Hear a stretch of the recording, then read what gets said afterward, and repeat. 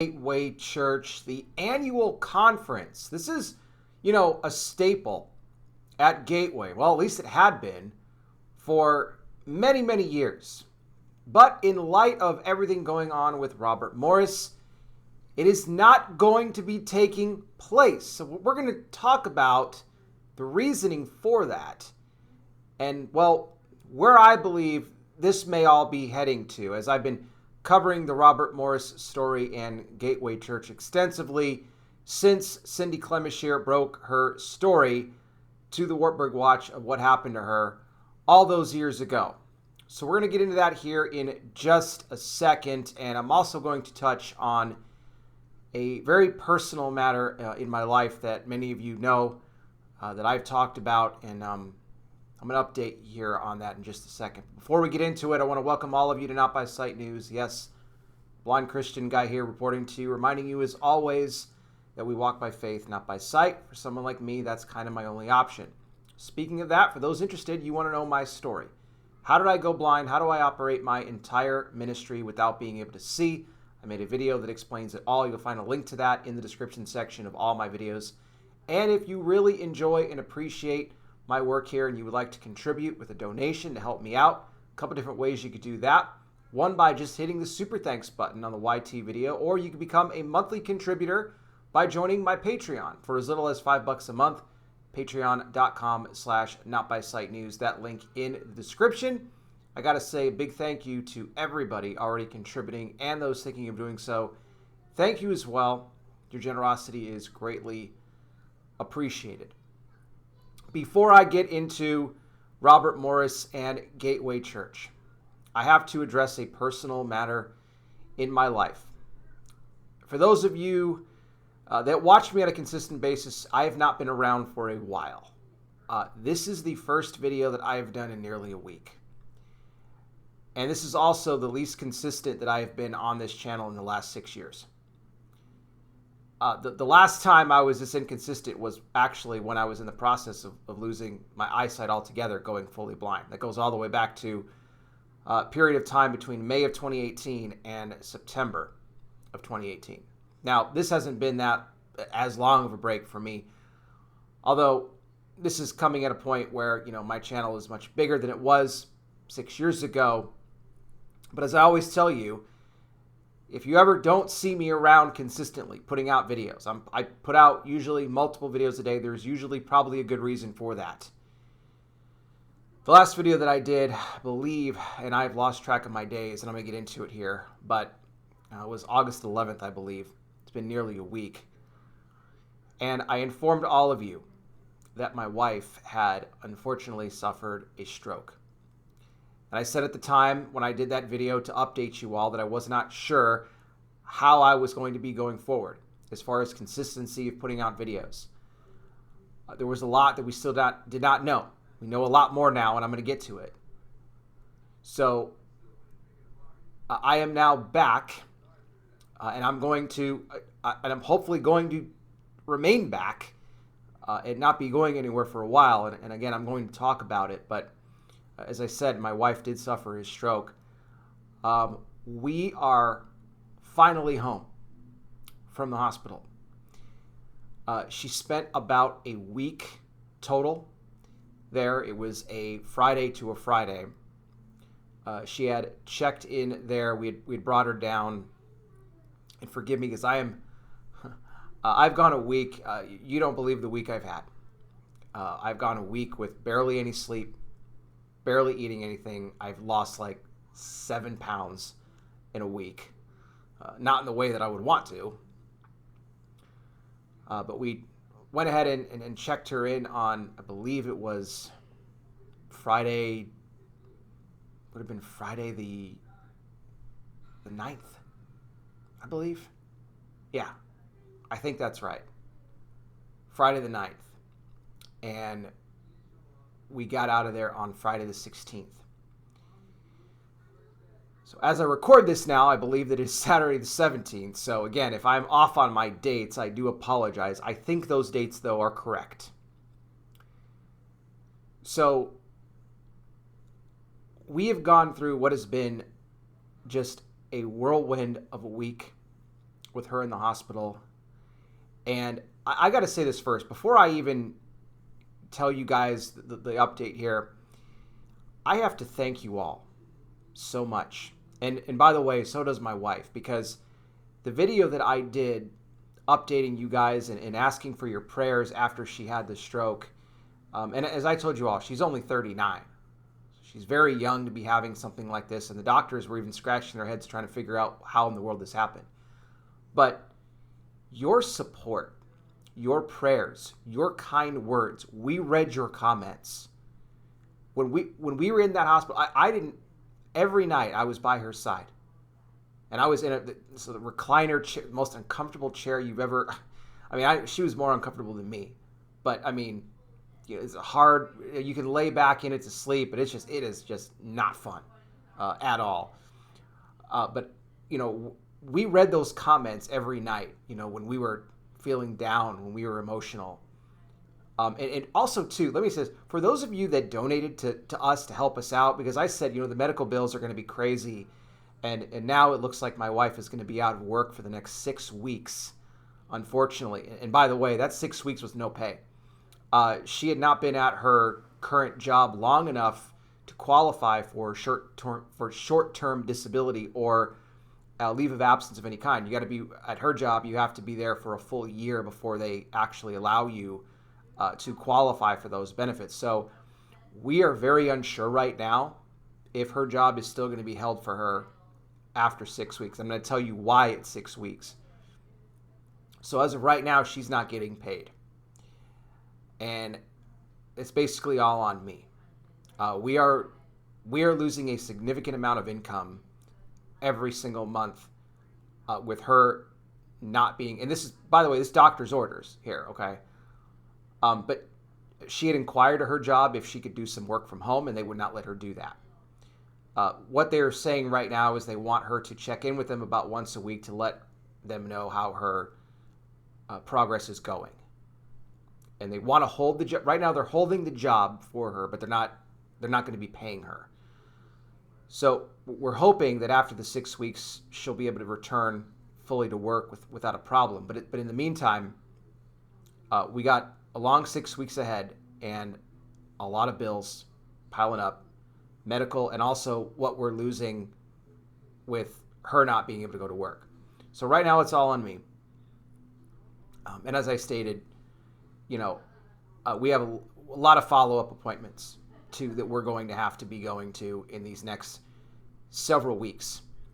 But again, I want to say for those of you, and we still need your support, by the way. Okay, if you enjoy this ministry that I do, you watch me on a consistent basis, and look, I'm giving you guys this update. Now, I'm not going to do this on every video. Okay, we'll get back into just the news stuff, and again, I'm going to get to the Robert Morris stuff, but I owed it to all of you to provide this update for you, because I know that we had over I got to tell you, we had over 330 comments, over 330 comments on that video that I did talking about her.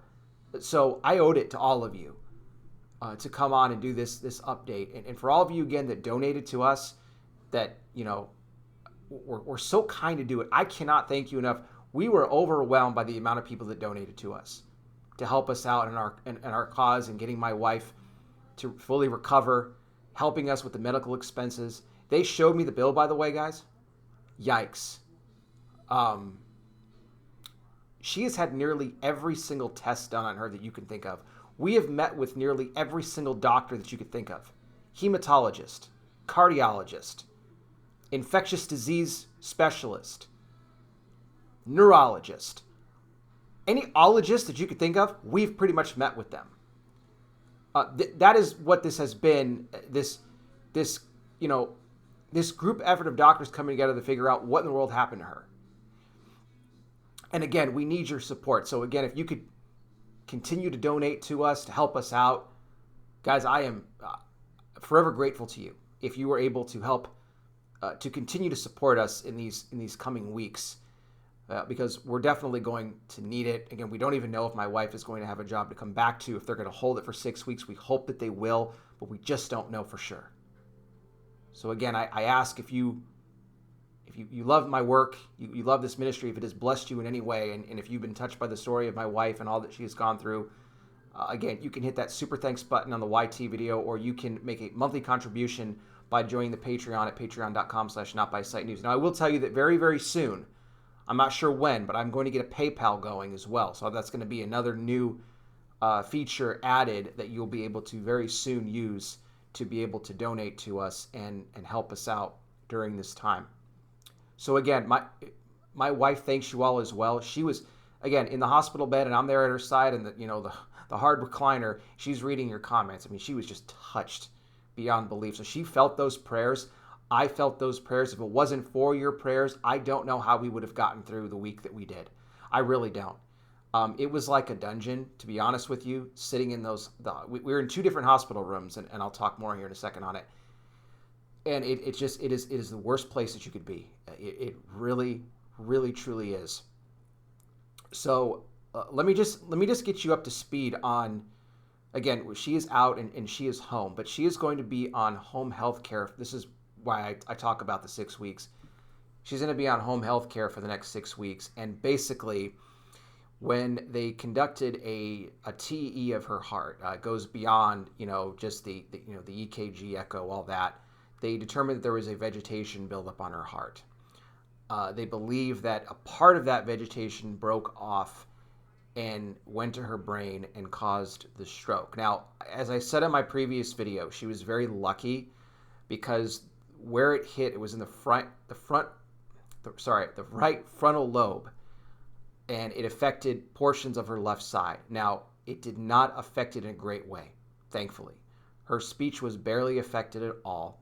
She had a little bit of weakness in her left arm, and a little bit of droop on the left side of her face, which is getting a lot better, by the way. The PT came in and worked with her on some different exercises to do to get some more control back into the face, as well as her left arm.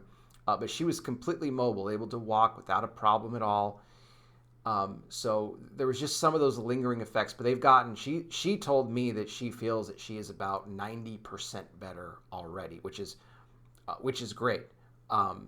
So that is what they saw. The problem was it was trying to find out if there was an infection, or they're trying to find bacteria in the blood. And so every day it was blood culture after blood culture, and giving blood every single day, trying to find it. They had to let it sit in these petri dishes and check it for bacteria. Nothing. There was no bacteria that came up at all. So they couldn't determine whether or not there was any sort of an infection. However, as they conducted more, and again, when I tell you we talked to every specialist, we did. We met everybody. And by the way, I got to give a big shout out to the hospital staff where we were, because they were excellent in her care. She is probably one of the best patients that you will ever see. I mean, her just joyous, upbeat attitude, despite everything that has happened to her, is truly inspiring to me as her husband, to witness all that she has gone through and has still been able to keep and maintain a positive attitude despite everything that's going on. After further tests were done, they determined that one of 2 things. She could potentially have lupus, which could also be connected to what caused the stroke and the vegetation. Or it could be a blood clotting disorder. It's called antiphosphate something. I can't remember the full name. It's a very, very long name. They believe that may have played a role as well. So because of that, there's basically right now 2 different therapies that we are doing to attack this issue. One of them is blood thinners. So she's on 2 different blood thinners right now to address the issue with, again, this clotting disorder, because they were worried that, they don't want more clots to form. Now, they had done ultrasounds of her legs and basically scanned her entire body from head to toe, and thankfully they did not find any more clots. But they want to keep it that way. So she's going to be on she's going to be on blood thinners for the rest of her life, basically. But right now, she's on 2 different ones. One of them is an injection that she's going to have to give herself twice a day. Now, that won't be forever. That is only until they can get the levels down to a manageable level that they want, and then it's just going to be a pill that she'll have to take once a day. So right now, it's the pill and it's the shots that she's going to be giving herself. but eventually we'll get it down to just the pill. The other part of this home health care that I talked about was in the 6-week process is that she's on 2 different antibiotics right now. And this is to aim at the vegetation that's on her heart. These antibiotics will work together to dissolve the vegetation to get it off because it's on the main artery, guys. I mean, this is a serious thing. And there's also a little bit of she has a little bit of a leaky valve as well, which they said, I mean, a lot of people have that. It wasn't something to where they needed to address with surgery. They can go at that with antibiotics. So she had and I'll tell you this, she had a PICC line that was put into her left arm to where she could actually give herself these injections from home. So we basically got the house right now set up. It's basically set up as a medical house right now for her to be able to do these, and she got to do this like 5 times a day. So this is for 6 weeks, by the way. So they had to have a PICC line put into her. We had that put in, I believe it was on Thursday, and it took about an hour to put in. Now, all signs were, and you got to understand this, all signs were pointing that we were going to be leaving on Thursday, which would have been I believe the 15th of August. So much so that really we were signed off on everything. We had a time that we were set to leave, and I was ready. She was ready to get out of there, right? I mean, I was only going home, guys. Like, I would go home for once a day and take like a 2-hour nap, a shower, and I'm right back at the hospital. Family was telling me, you got to get more sleep. I mean, I was a zombie. You have no idea. I mean, again, I dropped 7 pounds. I wasn't sleeping much, barely anything. I barely slept at night.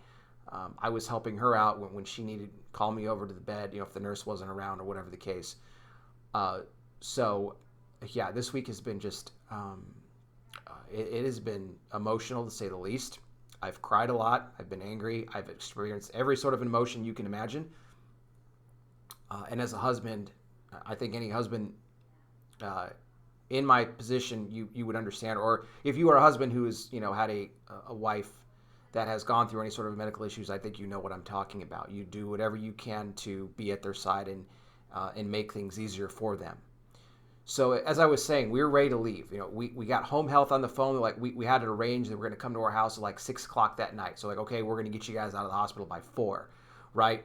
We had rides scheduled to come pick us up, everything. We're getting ready to get out. Like, we're so happy. And then you had a member of the case management team come into the hospital, and they're like, you're not going home today.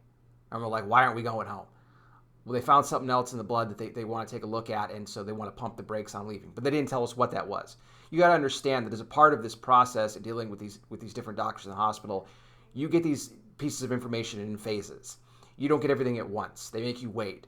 Someone will tell you one thing, you wait another 2 hours, somebody will come in, then they'll give you another little piece of information, then you wait another 2 hours, and then this, rinse, repeat. So this is when they told us about the potential of the clotting disorder and or the lupus, which they said that some of the platelets had tested, for that. And lupus can affect a multitude of different things in the body.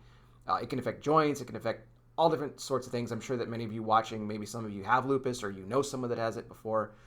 But the only one who can really make the determination on that for sure is the rheumatologist. Problem with that is that rheumatologists are very hard to get into. There are not many of them around, and they take sometimes up to 2 months to get into an appointment. The hospital that we were at did not have a rheumatologist there on site. They had They had every other ologist, like I was telling you guys. We talked to cardiologists, we talked to the neurologist, we talked to the infectious disease doctor, the hematologist. So all these, and all of them were working together. I mean, there was even times where a couple of them would come into the room together. They're collaborating. They're trying to figure out, because they've never seen a case like hers before, with somebody as young as her, a stroke victim. How did it happen? Again, they're 90% sure that it was an infection, but they can't completely say for sure. Not 100%. The rheumatologist, if in fact it would be lupus, he is the only one that would be able to get her off the antibiotics sooner than the 6 weeks and switch to something else. But in the meantime, they feel again that the best way to attack this is to do both the antibiotics to the heart to get that vegetation off, as well as the blood thinners. If we're able to weed her off of one, then that's great. If we can weed her off one early, then we will. So right now we are trying to get her an appointment with a rheumatologist, hopefully sooner than later, because if you can't get into some for 2 months, well, I mean, that already goes past her 6 weeks point anyway with their antibiotics. So we are hoping that we can find one a lot sooner than 6 weeks to get her in. We're going to have follow-ups with a hematologist. We have to, again, monitor the blood levels to eventually be able to take her off one of the blood thinners and then just get her on to one only. Cardiologist follow-up, neurologist, all of that. We got a long road ahead of us again. So again, as I was saying, we were getting ready to leave, and then they spring that on us, and we just broke down. Again, here we are Thursday at this point, been 6 days in the hospital. I break down, I'm crying, she's crying. We were ready to go home. They told us no, and that was a rough night. That was a very rough night, because usually I would go home a little bit earlier in the afternoon, and then I would take a little nap, and then I would come back. And at this point, it was so late. I still did. Like, I got home at like 5 or 5:30 that night. I think I maybe laid down till about 7:30 and then shower, boom, right back again. So the next day, on Friday, again, the 16th, we met with the infectious disease doctor one more time. Nice guy. Again, a lot of the doctors were very, very nice to us, very good to us.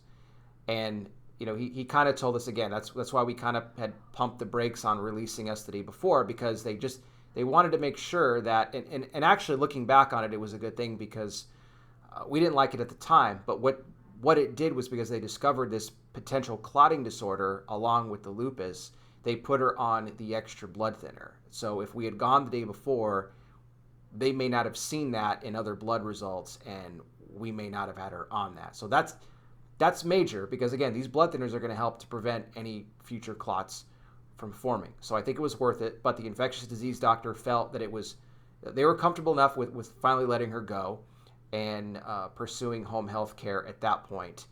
So we finally got another discharge time, and we ended up leaving the hospital right around the same time that we would have left the day before. We had home health care call us, and they set us up, and they came to our place around 6 p.m., and they trained my wife on how to do all the medications. It's a lot, but the person that came was really nice.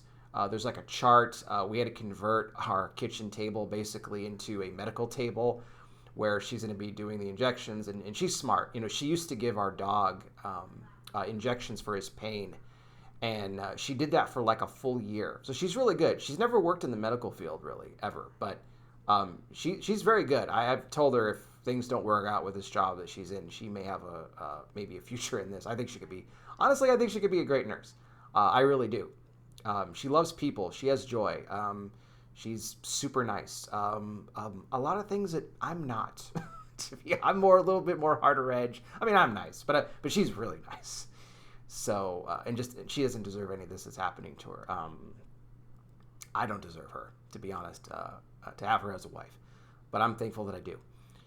So, again, so we're home, and that's kind of the update. Again, we had 2 different rooms that we were in. They kept us on observation, the observation floor for a while, and that was a really tiny room. Not a lot. It didn't have its own bathroom either. And you guys know, being that I'm blind, I had to we had to go out of the room, and we had to walk together. Sometimes I had to get a nurse to help me, and I'd walk down the hall a little bit to get to the bathroom. But thankfully, when they moved us into our next room, it was a much bigger room. It actually had a bathroom in it, so I was like, cool, score there. I had to, sometimes at night I couldn't even drink anything because I didn't want to have to be going to the bathroom all night. It was terrible. But the second room was a lot better, but even with that, we are just happy to be home and finally being able to be in our own bed again, and not in an uncomfortable hospital bed or an uncomfortable chair. So again, we are very happy. I'm happy she's alive. Things could have been a lot worse. And again, your prayers got us through this. We're not done yet. Okay, don't make no mistake. We got a long way to go. But she's home, and that's the first step. And now that she's home, I can monitor from home, and I can get back on here again to doing videos for you guys again, hopefully consistently. I will have appointments to go with her and stuff like that, but that shouldn't prevent me from being able to still put out videos throughout the day. They may come out at different times, maybe different times than I've done before, but they will most surely still still be coming out. So again, I'm going to get to the Robert Morris stuff, but I want to thank you all again so much for all of your prayers, and continue please praying for us, for my wife's full recovery, for me, for peace over me, for strength. I've been a basket case for the past week, and I need to make sure, and I know family says it, you got to take care of yourself too, and I didn't do a good job of that this past week. I just wanted to be at her side 24/7. But again, if you're a husband, you know what I'm talking about when it comes to that. You do anything for your spouse.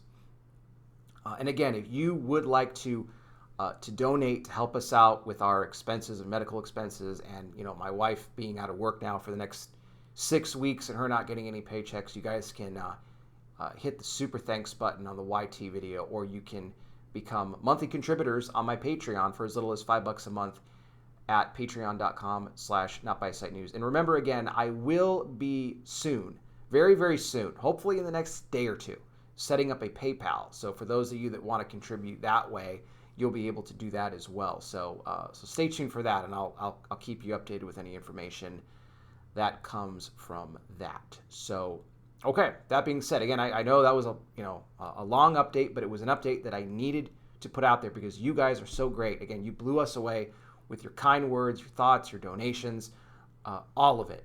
So thank you again from the bottom of my heart and my wife's for your support and continue to support us going forward. Okay, let's talk about Robert Morris, because I've been covering this story going all the way back to June. Robert Morris resigning, the allegations from Cindy Clemishere that go all the way back to when she was only 12, and what Robert Morris did to her, the inappropriate behavior from the time she was 12 to 16. We have seen a lot since then. We have seen Robert Morris resign. We have seen his son James Morris resign. We have seen a number of different elders resign. We have seen a number of different pastors resign. It's one big resignation train, to be perfectly honest with you. We saw, speakers cancel that were going to be speaking at the Gateway Summer Series. Joyce Meyer even pulled out of there, among many others that just didn't want anything to do with this church. We have seen the attendance drop by over 50% at times.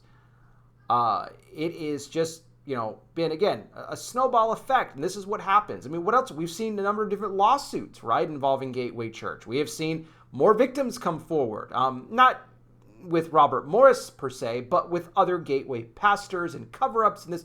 So, it's not good.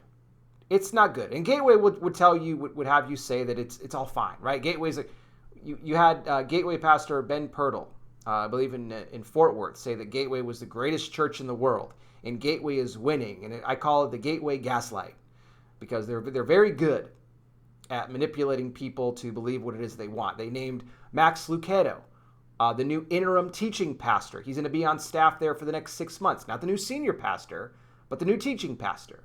So he's going to be there. But they are searching now for a brand new senior pastor. They're starting that process. We will see who that ends up being in the long run.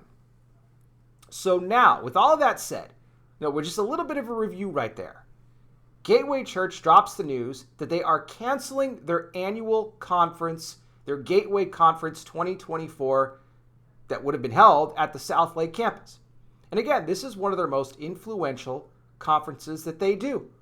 Right? I mean, you can go on their YouTube channel and go all the way back and find sermons from the Gateway Conference that go back to 2012. I mean, you have had people like Chris Hodges from Church of the Highlands, an ARC-related church, Association of Related Churches. Talked about them before. His, relationship with Robert Morris and all of that. You have had Joyce Meyer speak there before. You have had Mark Driscoll speak there before. Okay, a lot of, charismatic preachers there over the years. And they're not holding it now. Now, they did say that they will be offering refunds to anybody who purchased, a ticket to this thing to come to the conference. But this is the reasoning, and this is what struck me, was that the reason they were canceling the conference was due to the fact that many were still navigating. And you always got to look at the words. The words that they use are always very interesting. They're still navigating the resignation of Robert Morris and how to, deal with this going forward. And that's interesting because you're still holding regular church services every single weekend. So why cancel the conference, right? Now, I read this maybe a little bit differently than maybe some others did. And I said this from the beginning, that I believe that eventually this whole scandal involving Robert Morris would bring Gateway Church down altogether. You would see other, Gateway churches, either rebrand or they would just shut down altogether. And I don't see a way out for them. I don't. Canceling this conference, I believe, is a big sign that we may very well see the end of Gateway Church as a whole. Because more and more people are distancing themselves from this church. Again, I talked about Joyce Meyer, who I'm not a fan of. But, Joyce Meyer has said on many occasions that she experienced, inappropriate behavior growing up from her own father, much like what happened with Cindy Clemishere and Robert Morris. So you can understand why she wouldn't have anything to want to have anything to do with this place. And even more pastors that are splitting away and want nothing to do with this church organization. Attendance dropping, as I said. Elders resigning. It is a sinking ship, is what I'm trying to say. And the canceling of this conference is, to me, another example that the end is near for Gateway. And by the way, I am going to have more news on Gateway in the coming days. I'm not going to share it in this video. I'm going to do it in a separate video because it deserves a separate video just to get into what I want to talk about. As I'm getting back in the saddle again, guys, after being gone for nearly a week and helping my wife with everything going on. So we'll get back into it again. We'll get back to being consistent for you. And I'll continue to expose the church corruption. Look, I saw a lot of comments from people that said, the devil don't like what you're doing. And it's probably true, right? Doesn't like church corruption being revealed or wolves being exposed, but we're going to continue to do it. He's not going to stop us. He's definitely not going to stop us at all. But I want to know what you guys think about all this. You can sound off down below in the comment section. What do you think about Robert Morris, Gateway Church, the conference being canceled, everything? Where do you see it going? Do you think the Gateway will close? Or do you think that somehow it will stay afloat? Let me know what you think. And also, again, if you would like to help out myself and my wife, and you would like to help donate to help us out, again, with our medical expenses, and again, with my wife being out of work for 6 weeks, you can hit that super thanks button on the YT video, or you can become a monthly contributor by joining my Patreon for as little as $5 a month at patreon.com/notbysightnews. What I want to do right now, something I do on all these videos, and that's end this video on hope. It's part of my ministry outreach. This is an altar call. I've been doing this on these videos since 2016. 8 years now. So actually this month, I said this prior to everything that happened to my wife, but this is my eight-year anniversary. What a way to ring it in with everything that's been going on. But yeah, leading people to Jesus Christ. So if that's you're watching right now, you're somebody that's not yet accepted Christ into your life, I want to lead you in a prayer to do that right now. This is a prayer you could do in your own words, but I will give you the steps you need to bring it before the Lord today. First thing that you want to do right off the top, acknowledge that you are a sinner. That is something that we all are. The good news is that God gave his only son, Jesus Christ, to die on that cross for the sins of all the world, as he died and rose again for you and me. He paid the cost. What you have to do is repent of your sin. That means to turn from sin, not just to say you're sorry and then jump back to your old ways, but to actually turn from sin, which are those lifestyles, patterns, habits, behaviors, things in your life that go against the Word of God. If you humbly go before the Lord, though, and ask him to forgive you, he'll wipe your sin away. The Bible says he doesn't remember it any longer. And then you invite Jesus into your life to be your Lord and Savior. When you do that, you become born again, a child of God. You will have eternal life. Trust me when I tell you there is no greater decision that you will ever make than the one you do to give your life to Christ. And I pray you make that decision today. Again, more info down below. Thank you all again so much for not only watching, but your continued prayers, your donations, all of it. It means the world to us. I'll be back with more. You guys take care. Please be safe out there. God bless each and every single one of you. And I'll talk with you soon.